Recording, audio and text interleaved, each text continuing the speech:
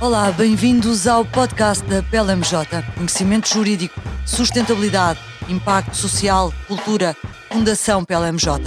Partilha de conhecimento que importa aos nossos clientes, partilha de cultura que importa a todos. Fique desse lado. Lisboa recebe a primeira grande conferência dedicada ao agribusiness nos dias 29 e 30 de novembro em Lisboa. Durante 2 dias, investidores, empresários, académicos, decisores políticos e referências internacionais do setor juntam-se no Centro de Congressos de Lisboa para discutir uma tendência que o mundo tornou urgente. Em 2050, o mundo terá 10 mil milhões de pessoas a mais e as necessidades alimentares serão 50% superiores às de hoje, com recursos mais limitados. Como é que vamos produzir mais com menos? O desafio é ambicioso. As oportunidades que gera também. Onde pode Portugal posicionar-se é o tema do nosso podcast, a antecipar as grandes questões do agribusiness que estarão em foco na conferência nos dias 29 e 30 e que conta com o apoio da PLMJ. O convidado do podcast de hoje é António Correia Nunes, é presidente executivo do Trimont e integra a organização desta grande conferência. António, quando Portugal já consegue juntar 500 pessoas nacionais, internacionais, à volta de uma mesa, que é como quem diz, numa grande sala, significa que o assunto é sério e é visto como uma oportunidade para os empresários. Onde é que está Portugal nesta aposta no agribusiness? Muito bem, muito obrigado, Alexandra, muito obrigado à PLMJ, primeiro por ser associado ao Lisbon Agri Conference. É de facto um privilégio ter uma casa como a vossa dentro do nosso universo de patrocinadores. De facto, Portugal nos últimos 50 anos tem tido uma evolução um bocadinho esquisita, chamemos assim, na medida em que pós 25 de Abril houve realmente aqui um período muito conturbado que durou mais ou menos até à entrada de Portugal na Comunidade Europeia. Após a entrada da Comunidade Europeia, a agricultura mesmo assim não conseguiu de facto alavancar e começar a ser um motor da economia como é nos dias de hoje. Isto deu-se praticamente na passagem de 1999 para o ano 2000, que foi com o empreendimento do Alqueva. Portanto, toda a gente já ouviu falar do Alqueva. O Alqueva é uma obra que já vem de trás, a concepção da obra já vem daquilo que chamamos tradicionalmente do Estado Novo, mas de facto a execução é uma execução contemporânea, não é? Foi feita pós a entrada na União Europeia. E isso realmente mudou completamente o ecossistema da agricultura em Portugal. Porquê? Porque de repente 150 mil hectares que eram terras de sequeiro, e aqui há um ponto relevante, sem água, sem a bendita água, não se faz agricultura competitiva. Portanto, é por isso que nós precisamos de água. E nós ouvimos falar muito de água, da eficiência da água, da economia da água, e isso é realmente o ponto basilar para ter uma agricultura competitiva, porque sem água não há agricultura competitiva, mais vale esquecer. E de facto o Alqueva fez dinamizar completamente a agricultura em Portugal. Para terem uma ideia, em 1970, se não estou em engano, 12% do PIB era agricultura. Em 1998, antes do Alqueva abrir portas, a agricultura representava 2% do PIB. Hoje em dia representa 4% do PIB e, se formos ver o valor acrescentado bruto, são 9%. E há sempre aquela ideia que Portugal, de alguma maneira, mesmo produzindo muito bem algumas coisas, sei lá, o vinho, a cortiça, aqueles produtos que nos vêm logo à cabeça, há sempre aquela ideia que nós não temos nem escala, nem recursos humanos que nos permitam ser competitivos. É assim? Isso eu acho que é um pouco utópico o que se diz. Realmente os portugueses não têm muita vontade e capacidade de se associarem. Mas o que é certo, como eu referi anteriormente, o empreendimento do Alqueva fez, de repente, aparecerem muita terra disponível com muita dimensão, e terra, se fôssemos pensar em Espanha, se calhar a 1/3 do preço da terra que se comercializava em Espanha, e o que fez atrair uma panóplia de empresários agrícolas espanhóis e portugueses também, que realmente, a partir dos anos 2000, começou a haver uma autêntica revolução, que eu acho que é esse o termo, na agricultura portuguesa. Lá ver, sempre se produziu coisas e produtos e com qualidade e com alguma eficiência, não foi em 2000 que começou tudo, já havia algumas coisas, alguns bons exemplos de trás, mas na realidade tudo começou há cerca de 20 anos. E agora, onde é que estamos? Agora, temos um país que eu já tive a oportunidade de viajar pelo mundo agrícola com alguma muitas vezes, na realidade, vejo que os nossos engenheiros agrónomos portugueses são de facto, estão na pole position de qualquer cultura agronómica mundial. Não rivalizam rivalizam com os melhores que há no mundo. empresários completamente focados para o mercado, rapidamente conseguem perceber as tendências. É um ecossistema aberto, o conhecimento começa a transmitir-se com muita facilidade. Temos empresas na área da rega que são da rega, na gestão da água dentro da quinta, que é um ponto basilar da agricultura moderna, que é como é que se usa de uma forma eficiente a água. E eu falo muito da água porque eu acho que a água é a premissa base da agricultura. E na realidade temos empresas tecnológicas já que competem com as melhores do mundo também. Portanto, nós temos setores em que realmente houve aqui uma revolução fantástica. Por exemplo, no azeite, eu trabalhei muitos anos na Sovena, quando comecei na Sovena, Portugal produzia 20 mil toneladas de azeite. Portanto, isto foi em 2005. Portugal hoje em dia produz 130 mil toneladas de azeite. Eu não sei se é o quinto, se é o sexto produtor mundial, mas é de facto um player relevantíssimo. Depois se falarmos no concentrado de tomate, nós temos um dos maiores players do mundo, o Grupo Ortigão Costa, a Sogepoc, que é um dos maiores grupos do mundo da área do concentrado de tomate. No vinho, acho que realmente nem é preciso mencionar nomes, porque na realidade há aqui empresas completamente prestigiadas no mundo inteiro. E depois há outras questões e há outros setores em que realmente as pessoas vêm cá aprender. Eu trabalhei na Driscoll's muitos anos, fui o responsável pelo negócio em Portugal e via colegas meus dos Estados Unidos e no México a virem aprender como é que se fazia framboesa, com algumas técnicas que são as long canes e tudo isso, que é uma coisa um bocadinho mais técnica, mas as pessoas vêm a Portugal aprender com os portugueses. O António lidera um dos grandes investidores nesta área, que é a Trimand. Outros que nós já sabemos que investem nesta área, como a Jerónimo Martins, que é um nome muito presente para os portugueses. Onde é que vê as maiores oportunidades do agribusiness em Portugal? A ver, Portugal é um país pequeno, mas é um país que tem climas muito distintos uns dos outros. Portanto, se vamos para o Algarve é um clima, se vamos para o Alentejo, o Baixo Alentejo é um clima, se vamos para o Norte do Alentejo é um clima diferente, e depois vamos para a Lusíria do Tejo é outro clima, e se vamos para trás dos montes é outro clima. Portanto, e este clima, de facto permite-nos ter algumas competitividades. O processo burocrático do momento que se quer comprar uma quinta até implementar um negócio, chamamos assim, ou plantar alguma coisa, não é fácil, mas também não é muito difícil, no sentido em que, vou-lhe dar um exemplo, a Trimond começou a sua atividade no ano passado, em janeiro do ano passado, e nós mesmo em período de Covid conseguimos implementar o nosso negócio com uma escala muito interessante. E, portanto, Portugal, apesar de não ser, se calhar, o país mais fácil, também não é o mais difícil. E num contexto difícil, que foi o do ano passado, nós sentimos que houve aqui alguma ajuda para as pessoas se implementarem e andarem para a frente. Mas agora, realmente, por exemplo, a REN e a REN, que são autorizações que são necessárias para implementar um pomar, às vezes demoram, eu não sei, 1 ano, 2 anos. É complicado. Mas as pessoas têm que gerir um bocadinho isto e saber que é os custos de contexto, como bem dizia. Mas eu já tive alguma oportunidade de ver agricultura noutros mundos não é assim tão diferente. E não é assim tão diferente, às vezes é muito pior até. Portanto, não é perfeito, mas dá para trabalhar perfeitamente.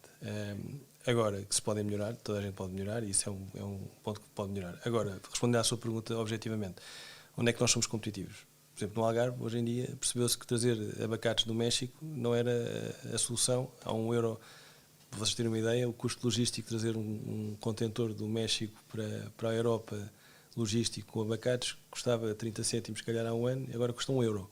Por causa dos preços de energia. Por causa dos preços de energia, os custos de matérias-primas, portanto, os fretes, chamamos assim, a logística está 3 vezes mais cara. Até que houve empresários no Algarve que viajaram, perceberam, que já tinham algum track record agrícola e que hoje em dia estão a produzir abacates no Algarve com produtividades espetaculares. E com um potencial de exportação gigante. Completamente. A Europa é totalmente deficitária e com muito dinamismo e realmente é ali uma, como é que se diz, de uma forma prática, é a orientação para o mercado pura e dura. Se for para a Costa Alentejana, na Costa Alentejana temos a Vitacresce, que dispensa apresentações na parte de hortícolas de especialidade, como é o nome técnico.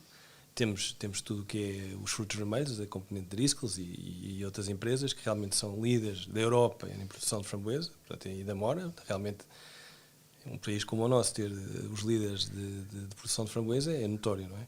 Depois uma pessoa vai para o Alentejo, vê os investimentos de olivais feitos por diversos players, que realmente é incrível a capacidade que tiveram de produzir e de pôr Portugal a exportar quase 100 mil toneladas de azeite. E depois começamos a subir o país, vemos outros casos interessantíssimos. E já não falo da amêndoa, que é um negócio, mas que realmente é uma revolução total. Não é? De repente, a Califórnia produzia 80% da amêndoa mundial e agora Portugal e Espanha conseguem, de facto, Começar a entrar também. E isto há uma política que eu acho que é cada vez mais notória por parte das entidades europeias, que é a substituição de importações, não é? Se nós conseguimos produzir na Europa, porque é que faz sentido importar de outros países? E provavelmente aquilo que falava há pouco sobre as matérias-primas estarem a subir de preço e também o preço da energia vai tornar ainda mais urgente esse travão à importação do corro e à não produção nacional. António, nós vamos juntar por iniciativa da organização da Lisbon Agri Business Conferences, vamos juntar 500 pessoas na mesma sala. O que é que vai acontecer? Porque um aspecto interessante aqui é que vamos cobrir toda a cadeia de valor.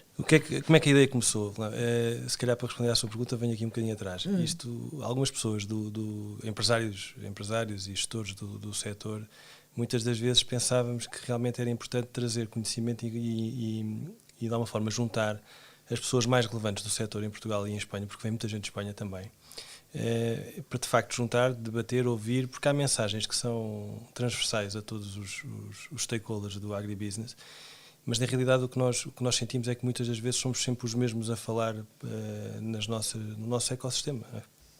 E portanto, isto, conversando com o resto das pessoas que estão na organização, sentimos isto. Foi um projeto que começou há cerca de 2 ou 3 anos, começámos a falar e a maturar esta ideia, que era interessante trazer as pessoas, de facto, a pessoa, de facto, que mais sabe desta temática e que esteja acessível para vir, evidentemente, que viesse a Portugal e que de alguma forma um conjunto de 500 pessoas ouvissem o que essa pessoa tem para dizer. Isto foi a premissa base. E de alguma forma não queríamos uma coisa muito extensa, porque as pessoas também não têm tempo para... Mas que não queríamos uma conferência muito pequena, porque depois acaba por não trazer as mensagens que nós queremos trazer. Mas de alguma forma queríamos fazer uma conferência didática e não técnica, porque eu acho que a parte técnica nós já estamos muito bem servidos, mas a parte didática de realmente reflexão, pensar e depois de uma forma proativa comunicar, que é algo que nós dentro do agribusiness, nomeadamente algumas pessoas que estão na organização e outras pessoas que estão dentro do portfólio de patrocinadores, achamos que a agricultura e o bem que se faz em Portugal não se comunica devidamente de uma forma proativa. Isso realmente é interessante. Respondendo à sua pergunta, Alexandre, que são 500 pessoas que vão desde a academia, pessoas relacionadas com a banca, pessoas relacionadas com vão estar as maiores empresas do agribusiness em Portugal, vão estar pessoas ligadas à parte jurídica e legal, vai estar a banca, vai estar todos os stakeholders que realmente fazem mexer esta locomotiva, que já é grande, vão estar presentes no dia 29 e 30. E isso tudo correu bem para reverter um bocadinho esta ideia de que nós andamos a fazer muito pouco nestas áreas? Eu acho que nós podemos fazer muito mais, mas é interessante explicar à opinião pública também, e é por isso que nós envolvemos o Expresso. O Expresso desde a primeira hora quis associar-se a este evento. Esta semana saiu uma página no Expresso realmente a promover o evento, e que nós achamos que, ao fim e ao cabo, a agricultura representa 10% dos postos de trabalho, não é? Representa 9% do valor acrescentado bruto, 4% do PIB, representa 2,5% de crescimento em 2020. Diga-me outro setor que crescesse 2,5% em 2020. Verdade. É já no dia 29 e 30 de novembro a conferência. Será que vamos ter também empresas a comprometerem-se com objetivos? Será que vamos ter pessoas a dizer onde é que Portugal devia estar nestas matérias? Gostávamos de ter isso? Eu acho que Portugal, as empresas do agribusiness, a grande generalidade, a grande maioria das empresas do agribusiness refletem uma consciência ambiental, de economia circular, de respeito pelo ambiente, respeito pelas pessoas, que eu tenho assistido nos últimos 20 anos. A grande maioria. Se me pergunta se são todos, não sei se são todos, mas a grande maioria eu sei que são. Hoje em dia, para estar na agricultura, tem que estar de uma forma responsável. Portanto, as empresas, para poderem competir e poderem fornecer os grandes retailers da Europa, têm que cumprir. Isto é uma pedra basilar do negócio agrícola. Se realmente não cumprem, mais cedo ou mais tarde as coisas vão dar errado. Eu acho Porque há quem ao lado cumpra, não é? porque há quem ao lado cumpra e hoje em dia só se pode estar no mercado de uma forma muito aberta e transparente. Eu digo isto porque sei, porque durante muito tempo fornecemos as maiores cadeias de supermercado da Europa e o grau de exigência de certificações que nos fazem é absolutamente incrível. O conhecimento que eles têm do negócio hoje em dia, nomeadamente agrícola, muitos dos retailers têm agrónomos na sua equipa. Isto é uma evidência. Portanto, eu hoje em dia, para estar de facto na agricultura, de uma forma competitiva, não é? Tem que ter estas mensagens bem claras. Portanto, o que eu lhe posso dizer é que as pessoas que vão estar nesta conferência têm perfeitamente consciência de onde é que estamos e de onde é que temos que estar no futuro. E isso eu posso lhe garantir. Eu, na realidade, acho que Portugal já está num patamar muito interessante. Muito interessante. Acho que nós podemos dizer que, na realidade, podemos começar a exportar conhecimento, porque eu acho que o desenvolvimento do conhecimento, que é o matiz desta conferência, desenvolver o conhecimento, eu acho que estamos no caminho certo. Era uma das perguntas que eu trazia e terminávamos talvez assim. Nós ainda temos muito que aprender com que países ou já somos quem tem para ensinar aos outros países? Eu acho que a humildade deve estar acima de tudo em qualquer atividade profissional. Agora, o que lhe posso dizer é que nós, desde a produção de azeite, acho que estamos na vanguarda. Na produção de... Eu vou lhe dizer que há 5 ou 6 produtos, entre aspas, não gosto de chamar muito produtos, mas alimentos, chamemos assim, que nós somos realmente muito competitivos. Eu acho que no abacate temos dos melhores técnicos do mundo. Nos frutos vermelhos temos realmente dos melhores técnicos do mundo.